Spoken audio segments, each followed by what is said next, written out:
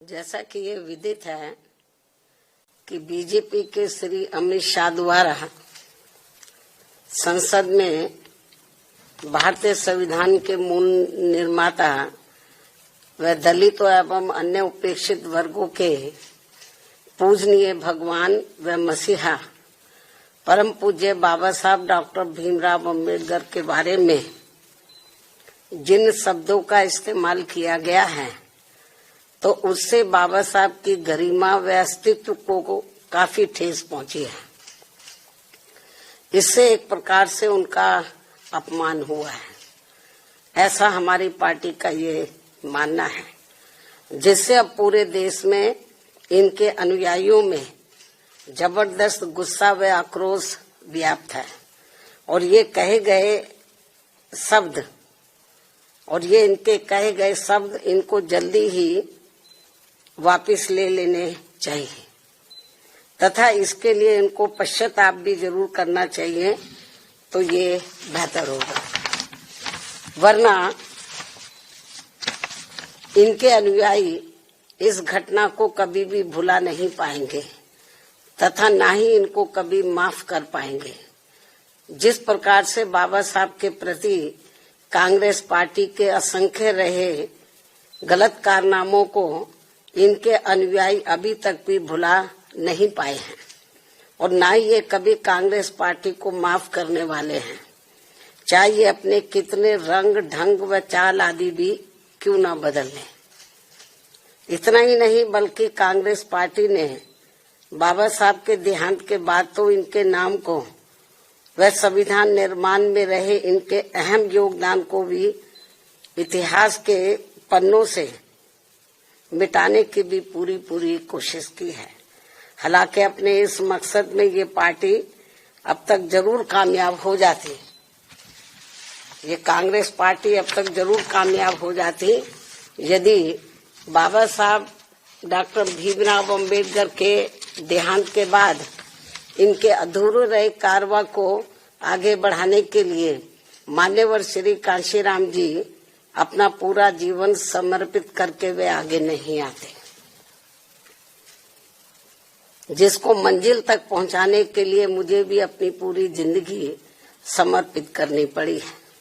इसके साथ ही मान्यवर श्री कांशीराम जी ने बाबा साहब के संघर्ष व इनके कारवां को खत्म करने वाली कांग्रेस पार्टी के सभी साम दाम दंड भेद आदि हथकंडों का मुकाबला करके वे उनसे सावधानी बरतते हुए तब फिर बीएसपी का गठन किया है, जिससे अब कांग्रेस बीजेपी व अन्य सभी जातिवादी एवं संकीर्ण मानसिकता रखने वाली पार्टियां किस्म किस्म के हथकंडे इस्तेमाल करके कमजोर करने में लगी है। जबकि यूपी में 4 बार बीएसपी के नेतृत्व में रही सरकार ने जिस प्रकार से यूपी की राजधानी लखनऊ में व दिल्ली के नजदीक नोएडा में भी बाबा साहब डॉक्टर भीमराव अम्बेडकर के सम्मान में अनेकों भव्य व ऐतिहासिक स्मारक संग्रहालय व स्थल आदि बनाए हैं, साथ ही इनके नाम पर यहां अनेकों जनहित की योजनाएं शुरू की गई हैं।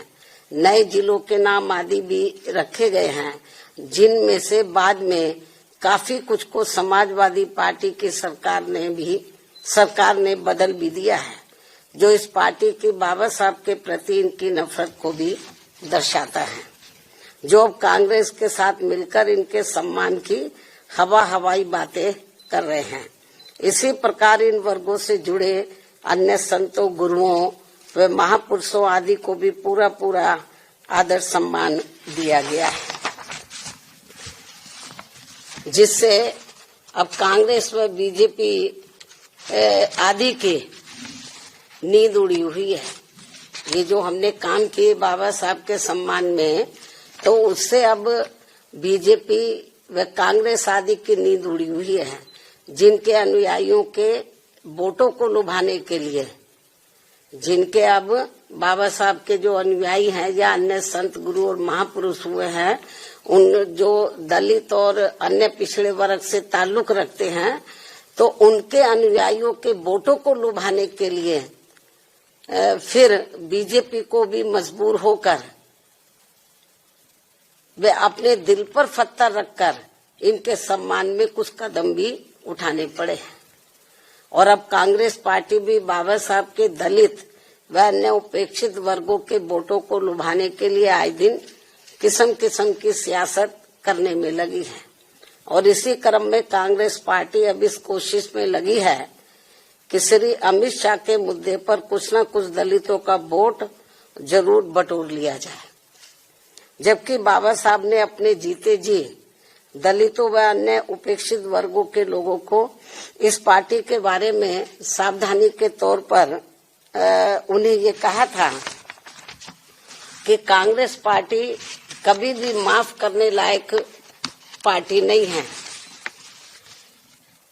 इस पार्टी से इन वर्गों के लोग कभी भी जुड़ने की कोशिश ना करें, ये बाबा साहब ने कहा था।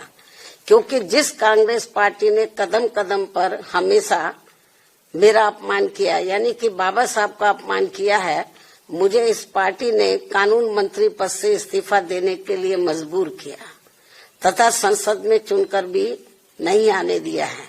इसके अलावा जो भी कानून संविधान में इनके हितों में बनाए गए हैं, वीकर सेक्शन के हितों में बनाए गए हैं, तो उन्हें भी लागू नहीं होने दिया गया है, जिनका चाल चरित्र व चेहरा अभी तक भी बदला नहीं है। और अब तो ये पार्टी भारतीय संविधान में इन वर्गों के मिले आरक्षण को ही सही वक्त आने पर खत्म करने में लगी है। और इन सब मामलों में बीजेपी भी हमें कोई पीछे नजर नहीं आती है, पीछे होती हुई। और इन सब मामलों में बीजेपी भी कोई पीछे नहीं है। ये पार्टी भी इन वर्गों के वोटों को लुभाने के लिए आए दिन किस्म किस्म की सियासत करती रहती है। और इस चक्कर में अब ये पार्टी खुद ही अपने जंजाल में बहुत बुरी तरह से फंस गई है। कहने का तात्पर्य ये है कि चाहे बीजेपी हो या फिर कांग्रेस पार्टी एंड कंपनी के लोग हों, ये सभी दल अभी भी बाबा साहब का कतई भी दिल से सम्मान नहीं करते हैं। अर्थात इनका सम्मान केवल दिखावटी व छलावा वाला ही रहा है, अभी तक जो हमें देखने के लिए मिल रहा है। और अब ये सभी पार्टियां बाबा साहब का केवल नाम इस्तेमाल करके इनके अनुयायियों का वोट लुभाने में ही लगी है, जिनसे बाबा साहब के अनुयायियों को हमेशा सावधान रहना है। और अभी ने बाबा साहब के पद चिन्हों पर चलकर अपनी एकमात्र हितैषी पार्टी बीएसपी से ही जुड़कर अपने मसीहा व भगवान बाबा साहब डॉक्टर भीमराव अम्बेडकर का नाम यूपी की तरह पूरे देश में भी रोशन करना है, ताकि फिर कांग्रेस, बीजेपी व अन्य कोई भी जातिवादी व संकीर्ण मानसिकता रखने वाली पार्टी कभी भी इनका अपमान करने की अपनी हिम्मत न जुटा सके, तथा फिर आए दिन इनके अनुयायियों का हर स्तर पर हो रहा शोषण व उत्पीड़न आदि भी होना काफी हद तक जरूर बंद हो जाएगा। संक्षेप में अब मेरा यही कहना है कि खासकर दलितों व अन्य उपेक्षित वर्गों के वोटों के लिए पिछले 1-2 दिनों से संसद में सत्ता व विपक्ष के बीच में जो सियासत चल रही है और उनके वोटों के लिए इनमें मेरे व तेरे अम्बेडकर हैं, जो ये सब चल रहा है। और अब इनकी ये लड़ाई धक्का मुक्की तक भी उतर आई है, ये सब शोभा नहीं दे रहा है। और पूरे देश के जो वीकर सेक्शन के लोग हैं, ये सब देख रहे हैं इनकी ये जो सियासत चल रही है वीकर सेक्शन के वोटों के खातिर, ये सब देख रहे हैं।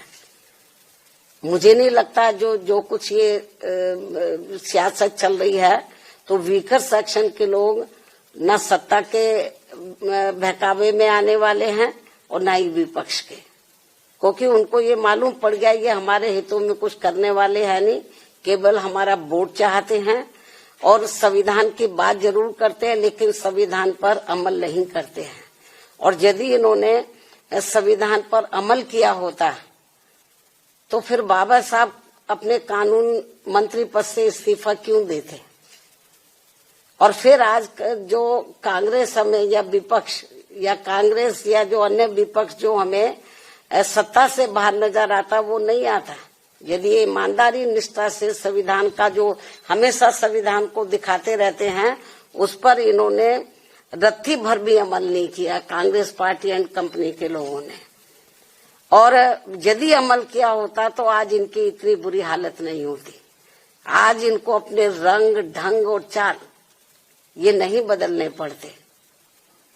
तो ये सब क्यों करना पड़ा है? क्योंकि इन्होंने इनको जो वीकर सेक्शन के लोग हैं, दलित व अन्य उपेक्षित वर्गों के लोग, तो इनको ये सोचा कि इनको किस्म किस्म के लालच देकर गुमराह इनको किया जाए, इनके लिए कुछ किया ना जाए।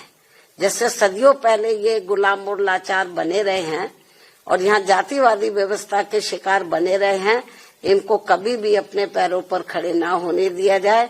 इस मामले में चाहे सत्ता या विपक्ष है, इनकी सोच, नीति, नियत लगभग एक जैसी है।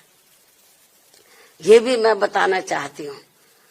तो इसलिए मेरा यही कहना है कि ये जो इनकी जो अभी तक ये जो इनकी ये शासन चलती रही है इस किस्म की, और फ्री में, और ये लोग सोचते रहे कि इनको कुछ दिया ना जाए, इनको अपने पैरों पर खड़े ना होने दिया जाए और इनको किस्म किस्म के लुभावने वायदे करके, गारंटी देकर इनका वोट ले लिया जाए। अब ये लोग इनके बहकावे में आसानी से आने वाले नहीं हैं।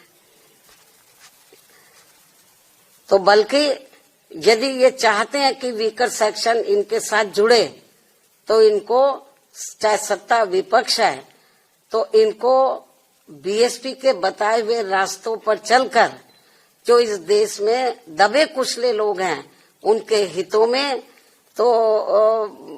में बाबा साहब का सम्मान करने के साथ साथ इनके अनुयायियों को संविधान का पूरा लाभ देकर इनका दिल जीतना होगा। जो अभी पार्लियामेंट में जो इसके जो वहाँ पे सियासत जो चल रही है, इससे ये वीकर सेक्शन का दिल नहीं जीत पाएंगे। जो ये संभव होता हुआ नजर नहीं आ रहा। मुझे नहीं लगता कि ये लोग कुछ अपनी सोच में, नीतियों में परिवर्तन कर पाएंगे। ऐसे में इनको इनकी इस दिखावटी, यानी कि जो दबे कुचले लोग हैं या दलित वर्ग के लोग हैं, तो इनको इनकी इस दिखावटी व छलावा वाली सियासत से जरूर बचना चाहिए। और अब मैं अंत में सत्ता व विपक्ष को ये चेतावनी भी दे रही हूँ, यदि इन्होंने दलितों व अन्य उपेक्षित वर्गों के वोट के खातिर अपनी ये सियासत बंद नहीं की, तो फिर हमारी पार्टी को इनके विरुद्ध पूरे देश में आवाज उठानी पड़ेगी और इनका फिर पूरा पर्दाफाश करना पड़ेगा।